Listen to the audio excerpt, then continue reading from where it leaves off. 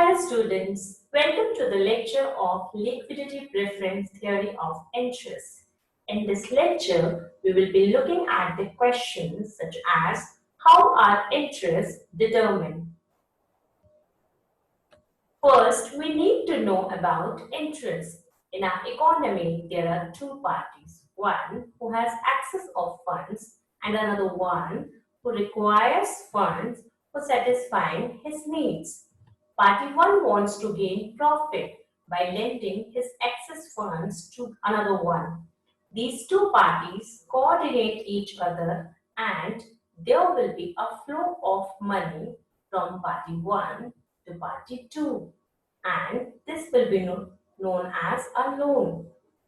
Party 2 uses party 1's fund and there will be also a flow of money from party 2 to 1 and this will be known as interest.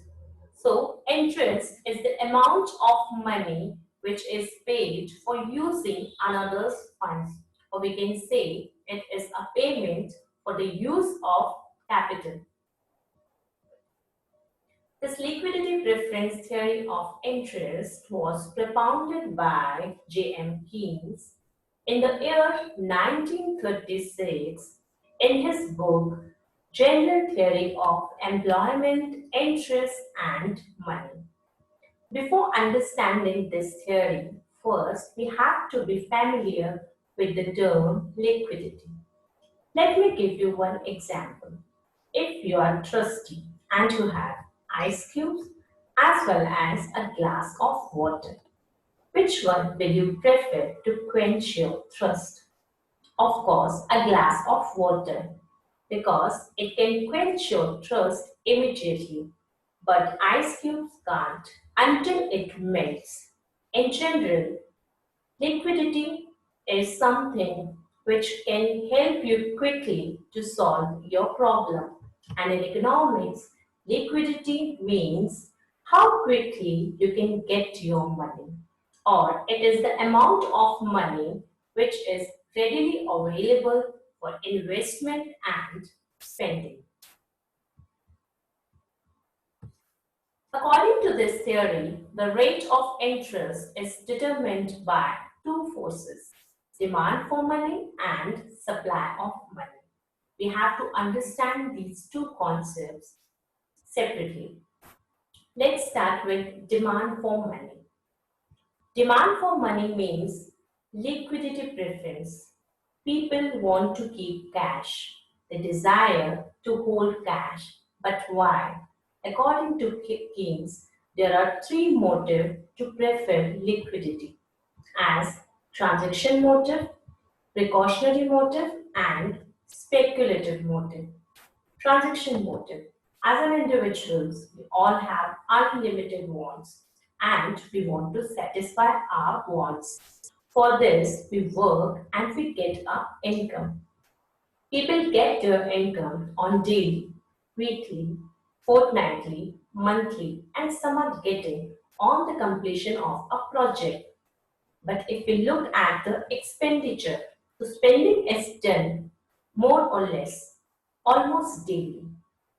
There is a gap between the income and your expenditure because income you get on a specified time, but expenditure there is no specified time. So there is a big gap between the income and the expenditure. Now the question is, how will I manage my day-to-day expenses? So here is the liquidity preference. You have to keep cash with yourself to minimize this gap between the income and expenditure. Next is precautionary motive. There are some expenditures, there are some payments which cannot be planned and they are irregular in nature.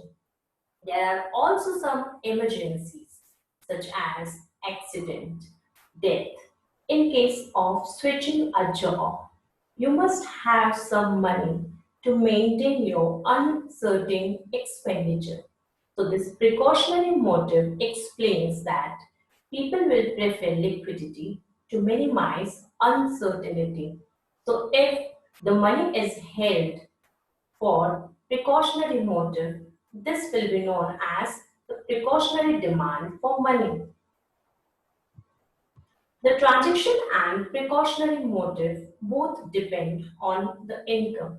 So, if the amount of money held under these two motives, it will be expressed as L1.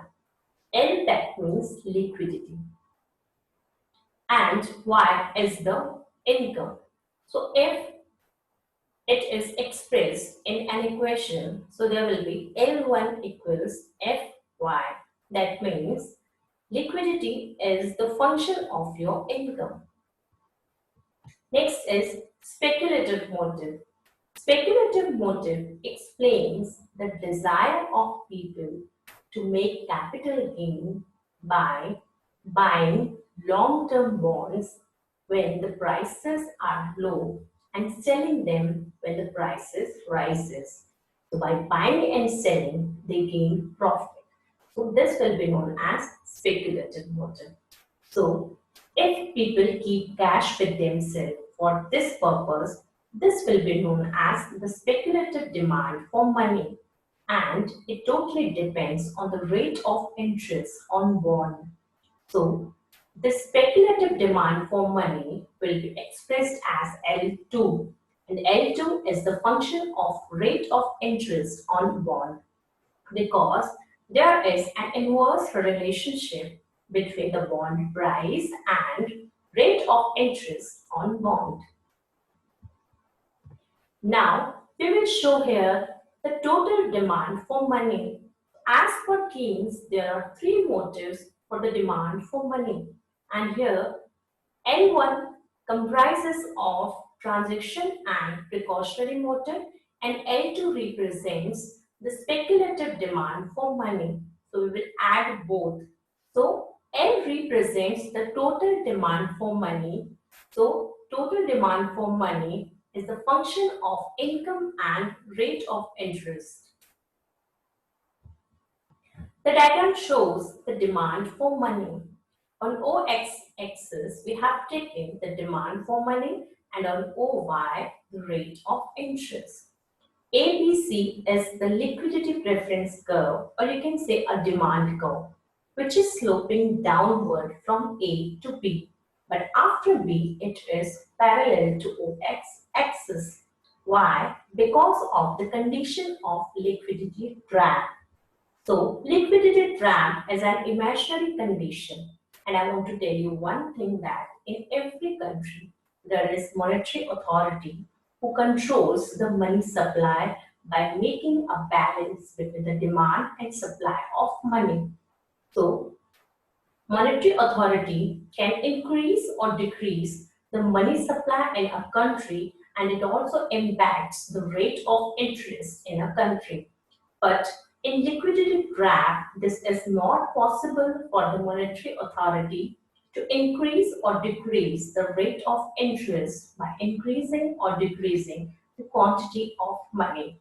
So because of this B to C, it will be parallel to the OX axis. Next is the supply of money. Supply of money, that means total quantity of money in a country, and it is always perfectly inelastic, as it is represented by this diagram. On OX axis, we have taken the supply of money, and on OY, rate of interest. SN is a supply curve, and it is perfectly inelastic. You can see that it is parallel to OY axis. So, why this curve is perfectly inelastic? Because only in a country, the monetary authority, they have a right to increase and decrease the total quantity of money. So whether the rate of interest will increase or decrease, there will be no impact on supply of money. Now finally, we come to the determination of rate of interest. Now, according to the Keynes, by two forces, demand for money and supply of money.